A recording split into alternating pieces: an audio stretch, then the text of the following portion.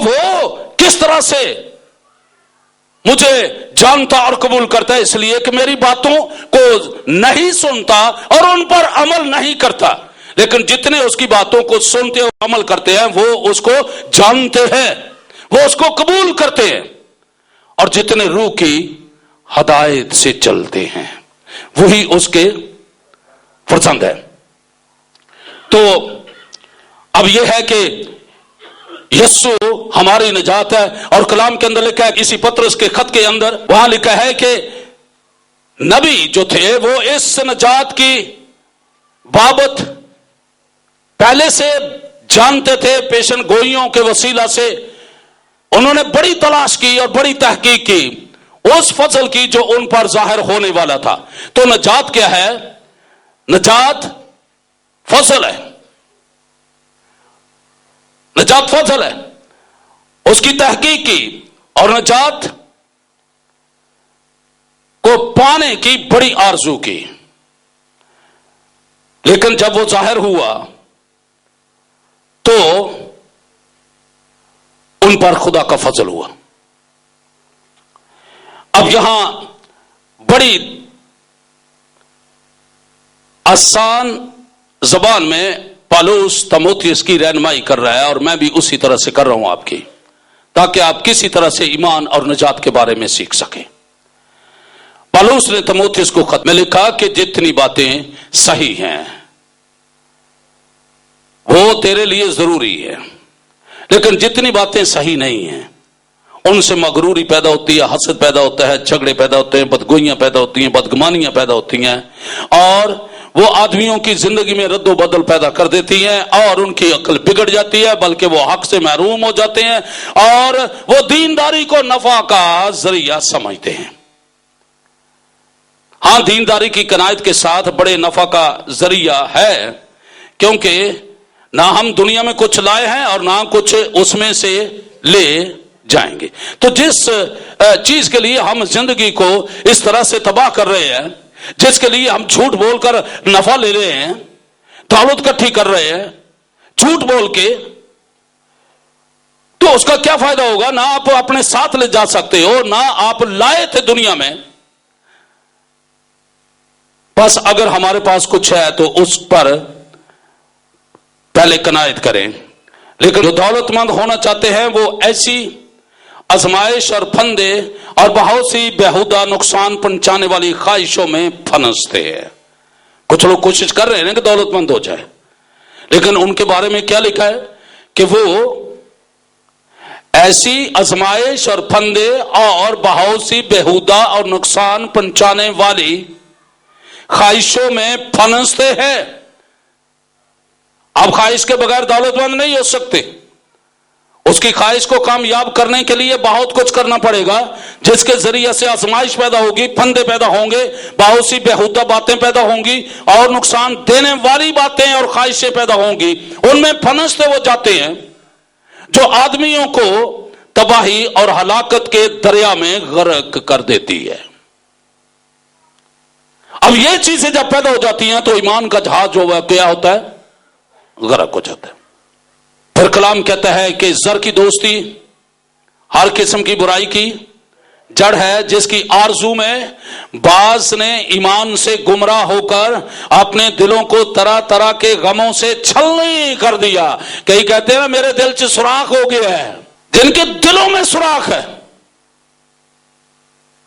کیسے سوراخ پیدا ہو گئے؟ یہ اس لیے کہ انہوں نے اس دولت کو اکٹھا کرنے کی خواہشوں میں، زر کی دوستی میں جو ہر طرح کی برائی کی جڑ ہے، اس کی آرزو میں بعض نے ایمان سے گمراہ ہو کر، ایمان سے نکل کر وہ چیزیں پیدا کی ہے جو دل کو اس طرح سے مارتی ہیں کہ چھلنی چھلنی کر دیتی ہے، سوراخ پیدا ہو رہے ہیں۔ ایمان کو چھوڑ کر، ایمان سے گمراہ ہو کر کئی چیزوں کو اس طرح سے انہوں نے لیا ہے، زر کی دوستی میں، خواہشوں کو پورا کرنے میں، اور ان چیزوں نے کیا ہے، آپ کے ایمان کا جہاز غرق ہو گیا ہے۔ दिलों को छलनी छलनी कर दिया है। कौन सी मरम है जो अब इस्तेमाल हो? ये मरमे मसीहा ही है। अगर वो मिल जाए तो फिर रोकने बुलसान से लोग आजाद हो जाएंगे। हालेलुया। इसलिए हमारी जबान पर यीशु और मसीह दोनों हर वक्त रहें। यीशु की खुशखबरी सुनाना बड़ा जरूरी है। वो नजात है। जिनके दिल खराब हो गए हैं, छलनी हो गए हैं, उनके लिए बड़ा माहिर डॉक्टर जो है वो तलाश किया जाता है। लेकिन कोई ऐसा डॉक्टर नहीं है जो हर तरह के मर्ज से वाकिफ हो। पर हम खुदा का शुक्र करते हैं कि हमारा तबीबों का तबीब यीशु मसीह हर एक मर्ज से वाकिफ है। वो मौत को जिंदगी में पैदा कर देता है। दुनिया को उसकी तलाश है। यीशु मसीह, यीशु मसीह। ये दुनिया की जरूरत है, मेरी जरूरत है, आपकी घराने की जरूरत है। इसलिए मेरे चीजों, हम इन बातों को इस तरह से देखें। और पौलुस ने बड़ी रहनुमाई की है तीमुथियुस की इस बात को समझने के लिए। और आगे वो कहता है, आखिरी बार उसको बताता है, कहता है मर्द खुदा। किसको कह रहा है? तीमुथियुस को कर रहा है। मैं आपसे भी बातें कर रहा हूं, मेरे साथ भी बातें हो रही हैं। अब मर्द खुदा, इन बातों से भाग और रास्तबाजी, दीनदारी, ईमान, मोहब्बत, सब्र और हिलम का तालब हो, हलीम हो जा। ईमान की अच्छी कुश्ती लड़, उस हमेशा की जिंदगी पर कब्जा कर ले जिसके लिए तू बुलाया गया था। हम किस चीज के लिए बुलाए गए हैं? हमेशा की जिंदगी पर कब्जा करने के लिए। बस लोग जमीनों पर बड़े कब्जे कर रहे हैं, बिल्डिंगों पर बड़े कब्जे कर रहे हैं, ओहदों पर बड़े कब्जे कर रहे हैं, कुर्सियों पर बड़े कब्जे कर रहे हैं। वो कहता है इन चीजों से भाग।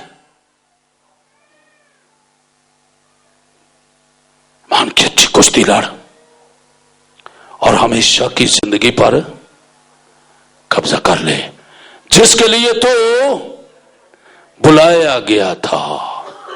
और सब लोगों के सामने इसका अच्छा इकरार किया था कि मुझे नजात मिल गई है, मुझे यीशु मिल गया है, मुझे मसीह मिल गया है। तूने अच्छा इकरार किया था।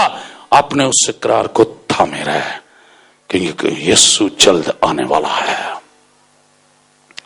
जहां वो ईमान को देखेगा वहां पर वो जाहिर हो जाएगा और उनको उठा लेगा। जहां ईमान को नहीं देखेगा उनको छोड़ जाएगा, वो रह जाएंगे। आप जाने वालों में जाना चाहते हैं, ऊपर जाना चाहते हैं या नीचे रहना चाहते हैं?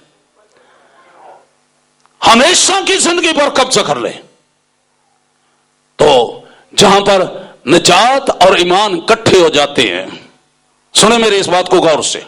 जहां ईमान और निजात इकट्ठे हो जाते हैं वहां पर हमेशा की जिंदगी पैदा होती है।